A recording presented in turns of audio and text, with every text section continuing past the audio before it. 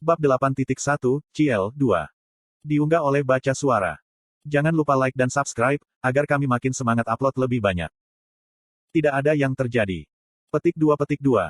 Benar-benar tidak ada yang terjadi. Meskipun Yujin mengharapkan beberapa bentuk hukuman akan dijatuhkan padanya karena meninggalkan Qian, keturunan keluarga utama, dalam keadaan seperti itu. Lampiran benar-benar damai, seolah-olah duel dengan Qian tidak pernah terjadi.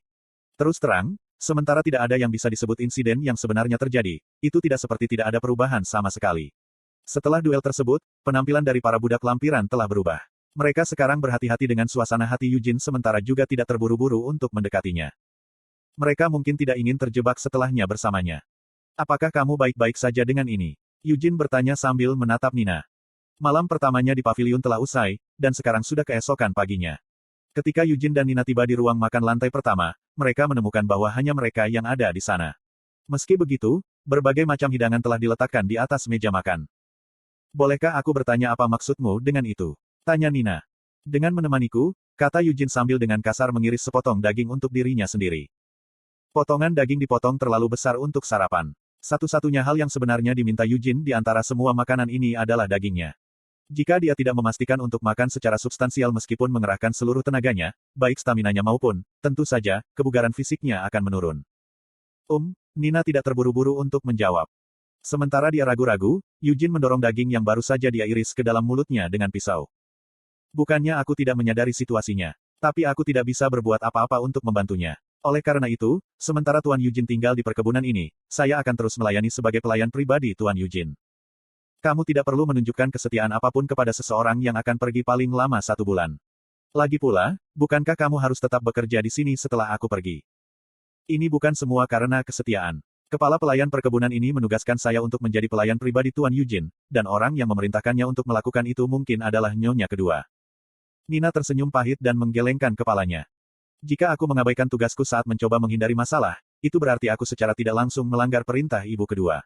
Itu sebabnya, terlebih lagi, saya harus bertindak sesuai dengan situasi dan terus melayani Tuan Yujin. Petik 2. Kamu punya pikiran yang bagus, Yujin memuji sambil menyeringai, mendorong piringnya yang kosong ke samping. Dia melanjutkan untuk mengambil betis domba yang setebal lengan bawahnya. Ketika kamu mengatakan bahwa itu bukan karena kesetiaan, bukankah itu berarti kamu setidaknya sedikit setia padaku? Yujin berkomentar. Petik 2. Walaupun hanya sementara, kamu tetaplah tuanku, kata Nina. Kalau begitu aku juga tidak punya pilihan selain bertindak seperti master yang tepat. Jika sesuatu yang saya lakukan akhirnya menyebabkan Anda sedih, maka jangan simpan sendiri dan katakan saja segera. Petik 2. Hah? Ada apa dengan hah? Kamu tidak cukup beruntung untuk menjadi pelayan pribadiku, dan aku juga agak tidak beruntung ditugaskan sebagai pelayan sepertimu. Karena itu, setidaknya kita harus berusaha menjaga kebersihan udara di antara kita. Namun, cukup, Anda seharusnya tidak mempertanyakan perintah saya mulai sekarang dan ikuti saja. Memahami? Ya. Kalau begitu pergi dan ambilkan aku handuk basah. Tanpa sepatah kata pun, Yujin mulai merobek betis domba dengan giginya. Nina sejenak terpana oleh pemandangan ini tetapi menganggukkan kepalanya dan mulai mundur. Aku percaya bahwa handuk saja mungkin tidak cukup, jadi aku akan kembali setelah menyiapkan baskom penuh sebagai gantinya, kata Nina dengan hati-hati. Itulah yang saya suka lihat, seseorang yang bisa berpikir sendiri, kata Yujin sambil tersenyum, bahkan saat dia mengunyah seteguk daging. Oh, dan karena kamu mampir ke dapur, sampaikan pesan ke koki. Katakan padanya untuk meningkatkan proporsi daging untuk segala sesuatu yang lain saat makan siang dan, alih-alih mencoba meninggikan hidangan dengan beberapa masakan mewah, dia harus memastikan untuk menyajikan lebih banyak daging tanpa lemak. Petik 2. Ya. Saat dia terus mundur dengan sopan dari ruangan, Nina melirik meja. Apakah itu berarti dia benar-benar akan menyelesaikan semua itu sendiri? Konten iklan. Tentu saja, Yujin selesai memakan semuanya. Sejak kehidupan sebelumnya, dia tidak pernah pilih-pilih dan bisa menikmati makan segala macam hal. Aku bahkan sudah mencoba memakan monster dan iblis. Setelah mengambil sepotong daging yang tersangkut di antara giginya, Yujin mencuci tangannya di baskom. Kemudian, sambil menepuk perutnya yang kenyang, dia meninggalkan meja. Nina mengikuti di belakang Yujin dengan jalan cepat. Pernahkah Anda mendengar jika ada orang yang datang hari ini? Yujin bertanya padanya. Saya minta maaf, tapi tidak ada yang memberitahu saya apapun, jawab Nina. Kalau begitu pergi dan cari tahu. Saya akan berada di gimnasium jika Anda membutuhkan saya. Petik 2.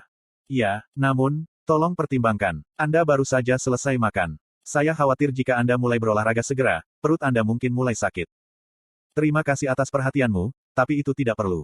Perut saya tidak sakit bahkan jika saya mulai berlari setelah makan. Nina memiliki tubuh normal dan tidak mungkin memahami fisik seperti itu. Meski begitu, dia diam-diam mundur tanpa bertanya lagi. Eugene tidak berbohong padanya. Sejak dia masih muda, tubuhnya tidak pernah menderita penyakit yang berkepanjangan. Bahkan telapak tangannya, yang telah robek saat mengayunkan tombak kemarin, sekarang benar-benar sembuh tanpa satu goresan pun. Ini benar-benar tubuh yang tidak adil. Kalau dipikir-pikir, bahkan dalam kehidupan sebelumnya, Vermont hampir tidak pernah perlu menggunakan sesuatu seperti sihir penyembuhan atau ramuan.